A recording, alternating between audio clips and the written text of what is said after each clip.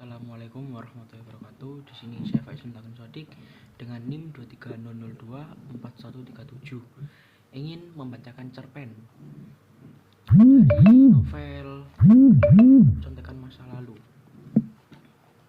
Nah, ini adalah novel karangan dari TikToker yaitu yang bernama Dwiki Afirlian.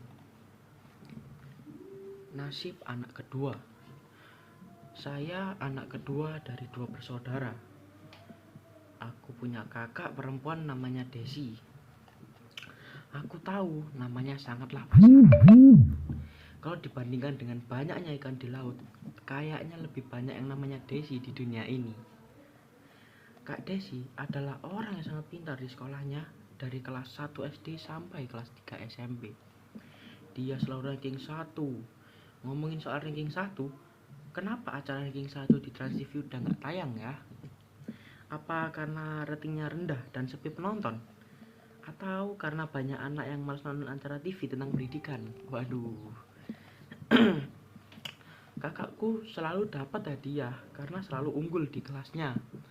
Seperti boneka Barbie, Tamagotchi, dan handphone zaman dulu yang dipencet angka 1 yang bunyinya ayah Johnny suka coba. Nah itu. Hadiah terbaik yang pernah dia dapat adalah sepeda gigi. Itu sepeda bagus banget pada masanya. Ketika dia kelas 3 SMP, dia udah bisa pamer ke teman-temannya sepeda yang didapat dengan jeripayah otak kirinya. Sementara aku, dikala itu ranking 6 dari belakang. Emang otak kiriku terlalu banyak mikirin hal-hal yang aneh kayaknya. Pada zaman itu lagi ngetren banget anak-anak sepulang sekolah tuh main sepeda. Sialnya teman-teman seangkatanku atau bisa dibilang kelas 4 SD udah punya sepeda yang sebagus kakakku punya. Sedangkan aku mengayuh sepeda roda 3 butut yang juga silungsuran kakak aku. Suatu siang aku dan Kak Desi bareng 4 anak tetangga lain jalan-jalan keluar kompleks.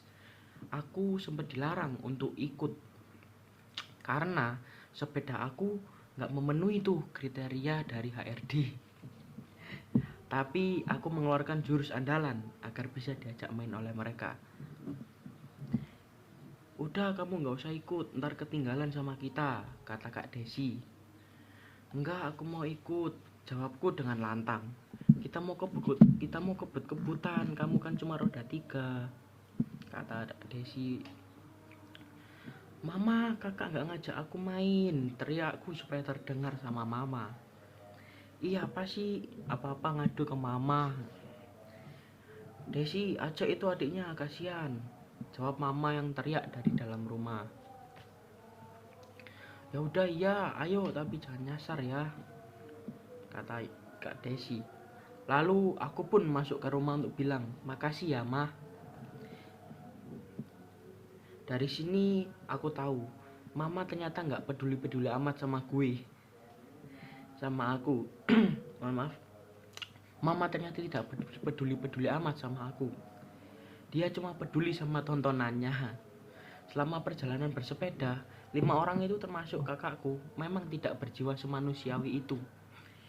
Di saat melalui jalan raya dengan trek tanjakan, sepeda roda 3 aku ini gak kuat nanjak. Sedangkan mereka sudah jauh berada di depan. Akhirnya aku pun harus menuntun sepeda roda 3 butut ini. Aku ketinggalan sekitar 200 meter di belakang. Orang-orang ini terlihat dari kejauhan ingin masuk kebun yang jalannya berliku-liku dan penuh dengan pohon. Aku udah punya firasat buruk nih. Apa aku putar balik aja ya?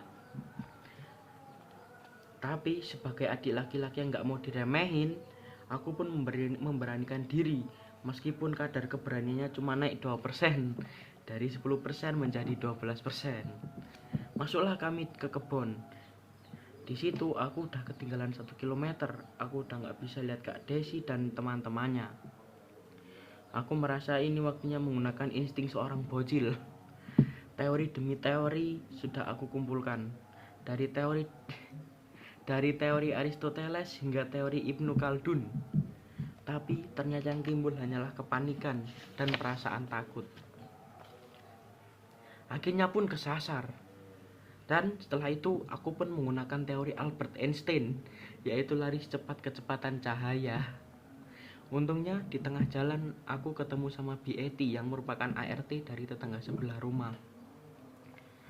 Dia mau berangkat kerja ke rumah tetanggaku dia mau berangkat kerja ke rumah tetangga aku itu. Loh, Dwiki ngapain di sini? Tanya B.A.T. Itu Bi, aku lagi main sepeda sama kakak tapi nyasar. Ya udah, Bibi anterin pulang sekalian Bibi mau ke rumah Pak Nur. Tambah Bu Edi. Tuntunin sepeda aku ya Bi, soalnya aku capek habis lari tadi, kataku dengan tidak tahu diri. Setelah itu Bu Edi melemparkan sepedaku ke sungai. Enggak ya, bercanda. Dia baik orangnya.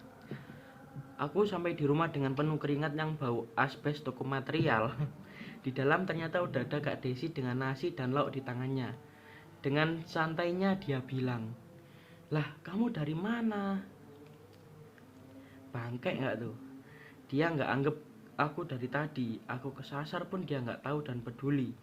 Padahal aku udah hampir jadi jedak si gundul yang bisa bertahan hidup di tengah hutan. Untung aku ketemu B.A.T. Please angkat aku jadi anakmu B.A.T. Kalau Kak Desi, please angkat aja dia jadi anak orang lain. Sekian cerpen dari sepenggal novelnya. Terima kasih. Wassalamualaikum warahmatullahi wabarakatuh.